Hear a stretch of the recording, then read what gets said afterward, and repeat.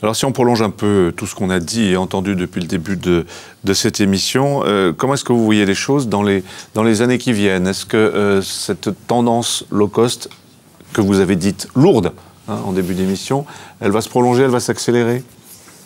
Elle va se prolonger dans les réseaux, alors moi je vais dire de marque dans un premier temps, parce que il faudra être performant et les voitures, les gens vont les garder longtemps.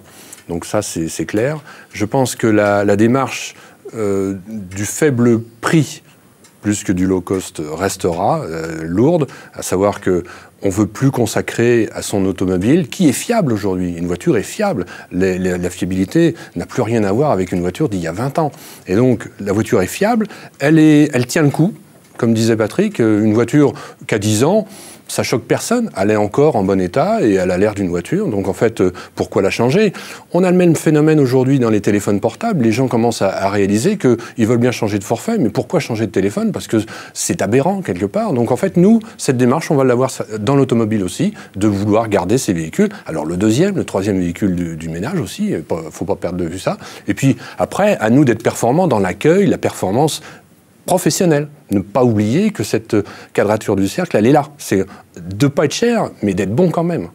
Ça, c'est clair. Monsieur Pottet, le low cost est un mouvement irréversible? C'est un mouvement profond qui touche la société. Ce n'est pas le seul mouvement, parce que le low cost, on peut le mettre aussi en parallèle avec le développement du premium.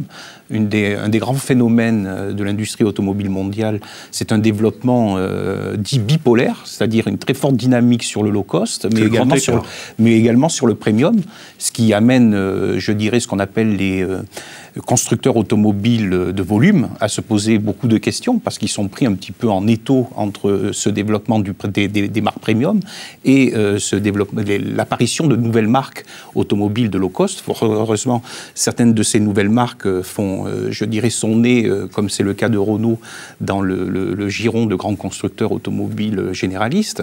Mais c'est un mouvement de fond, et c'est un mouvement de fond, encore une fois, qu'il ne faut pas voir par la petite fenêtre uniquement du bas prix, du cheap, parce que c'est un phénomène qui doit amener les entreprises à innover pour répondre à ce type d'attente, et qui doit innover du point de vue des produits qu'on doit amener, des méthodes commerciales, des services que l'on apporte aux consommateurs sur le marché.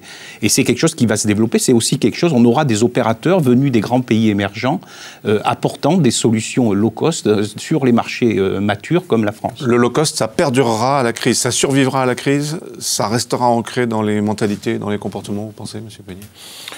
Je ne sais pas, l'automobile, ça reste quand même la deuxième dépense des ménages. Donc il est clair que dans les années à venir, le consommateur cherchera à diminuer cette dépense-là. Alors ce qu'il faut, c'est lui proposer des solutions. Et j'ai entendu tout à l'heure, on a parlé de bas coût, bas prix, et on a terminé sur du juste prix. Le juste prix de l'intervention qu'on lui fait payer, et derrière toute la sérénité qu'il aura entre deux espaces d'entretien. C'est globalement la stratégie sur laquelle on travaille. C'est que quand il vient dans un réseau de marque, un client, déjà on fait ce qu'on doit faire et pas plus. Et après derrière, pendant 2 ans, il ne lui arrive rien. Et aujourd'hui, la fiabilité des autos nous permet de garantir quasiment la fiabilité on aura 3 ans, et puis de la 4 réparation ans, pendant 2 ans. Après, on verra ce que le client a la capacité de nous demander. Et on peut servir un client premium et un client Dacia avec le même réceptionnaire d'atelier. C'est ce qu'on fait aujourd'hui. Déjà, on n'a pas économiquement, on ne peut pas séparer nos back-office Dacia. Donc il n'y aura pas de réseau low cost comme il a failli y avoir un réseau Baccarat, par exemple? Aujourd'hui, non, parce que le parc Dacia ne nous permet pas d'avoir un traitement différencié du client. Mais peut-être que demain, comme on l'a fait avec le véhicule neuf, où on a construit des Dacia Box sur des mètres carrés qu'on a réussi à réallouer, peut-être que demain, on aura une réallocation de certains mètres carrés sur la prévente pour essayer d'apporter une autre solution au client avec peut-être des temps de réparation moins importants que sur une Renault. Donc une révision constructeur Renault, c'est 1h30, 1h40. Sur Dacia, ça sera peut-être 0,7 ou 0,8 heures. Peut-être qu'on va supprimer certaines tâches qui ne créent pas de la valeur ajoutée de manière à faire payer au client Dacia une prestation moins chère que pour un client Renault. Mais bon, ça, il faut laisser le temps au réseau de marque de s'installer, aux constructeurs de mettre en place leur stratégie, et puis aux clients de s'habituer.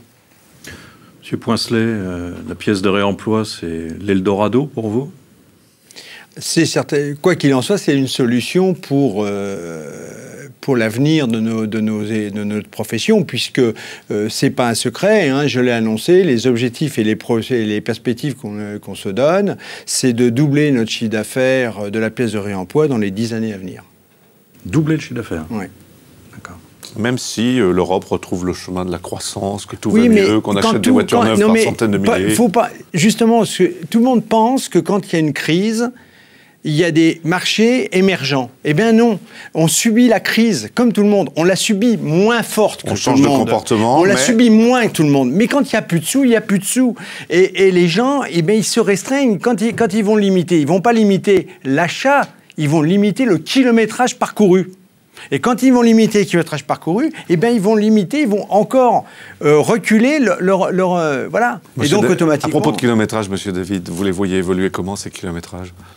Ouais, là, la tendance, elle est claire, elle est plutôt à rallonger les contrats actuellement et rajouter des kilomètres. Hein. Bon, et dans le monde de la location, il faut dire que le kilométrage raisonnable, on va dire que c'est 120 000 km. Hein, passé les 120, on a des véhicules qui vont jusqu'à 200 000 km. Hein, c'est quand même des... Toute marque et toute nationalité. Toute marque et toute nationalité. Alors, arriver à des véhicules, ça nous arrive d'avoir des contrats de 48 mois. À 180 000 km, quand il y a un moteur, c'est la fin de la voiture pour nous. Oui. On ne va pas réinvestir pour mettre un moteur neuf. Par contre, là où quelque chose peut quand même évoluer, notamment quand on a un particulier, après, c'est que ces voitures-là peuvent avoir une deuxième vie. Parce que si économiquement, c'est pas rentable de mettre un moteur, parce qu'un moteur, maintenant, ça vaut entre 7 000 et 10 000 euros. Hein, donc, c'est le prix de la voiture, pratiquement. Hein, le montage de pièces de réemploi peut être intéressant et peut redonner une deuxième vie aux voitures. Donc justement une statistique à ce propos, au niveau des moteurs, un moteur deuxième monte, le réemploi, c'était une stat JIPA, est fourni à 77% par le réemploi sur la deuxième monte des moteurs. Ce qui est logique puisque compte tenu du kilométrage avant qu'un véhicule tombe en panne, ça... Donc c'est plus que l'échange standard. Bien sûr, 13% l'échange standard. Ça n'a rien à voir. On n'a rien. On est des vendeurs de moteurs. Toutes nos entreprises ont des vendeurs de moteurs. On vend des moteurs. On vend tous les jours des moteurs. Donc c'est la mort de l'échange standard, la pièce de réemploi? Non, bien au contraire. Bien au contraire, parce que l'échange standard, elle s'intercale. La nature ayant horreur du vide, il faut tout. Il faut de la pièce neuve, de la pièce adaptable, de la pièce standard et de la pièce de réemploi. Et il va falloir adapter, et ça va être l'avenir, la question que doivent se poser tous les personnes qui entretiennent des véhicules demain, c'est adapter le produit à l'usage demandé par le client. C'est ça. Monsieur Potet, tout ce qu'on vient de dire là depuis le début de l'émission, c'est valable pour la France, pour nos voisins européens du premier cercle, pour toute l'Europe, pour tous les Occidentaux? C'est valable pour tous les grands marchés matures, tout simplement parce qu'aujourd'hui, sur les émergents, je dirais, un certain nombre d'entre eux commencent à se préoccuper d'après-vente, mais il y a un tel centrage sur l'acquisition d'automobiles, la motorisation des ménages... La classe moyenne chinoise qui accède à l'automobile confortable se désintéresse de nos questions. Oui, pour le moment, c'est pas au cœur, c'est pas au centre de leurs préoccupations, mais c'est quelque chose qui est valable sur tous les marchés, les grands marchés matures. Merci à vous tous d'avoir participé à cette émission. On se retrouve bien évidemment le mois prochain. Au revoir Didier. Au revoir Jean-François, au revoir messieurs. Merci, au revoir. Au revoir.